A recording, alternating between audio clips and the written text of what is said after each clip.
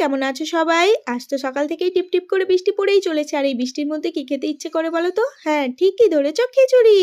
আমিও মাকে বললাম, মা চলো আজকে খিচুড়ি বানানো যাক। মা বললে আচ্ছা ঠিক আছে, বাড়িতে যা সবজি আছে সেগুলো তুই কেটে দে, আমিও খিচুড়ি বানিয়ে দিচ্ছি।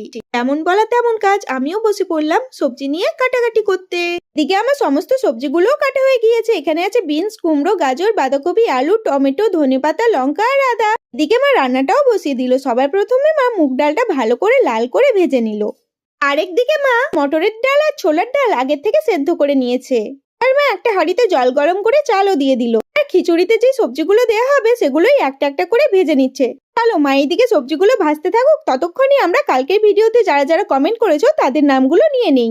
এর ভিডিওতে আমরা মোটামুটি ভালোই রেসপন্স পেয়েছি, তো চলো নামগুলো নিয়ে নেই। শুভদীপ সিংহা বলেছে, বিগ ফ্যান ফ্রম মেদিনীপুর। অসংখ্য ধন্যবাদ দাদা ভাই, এভাবেই পাশে থেকো।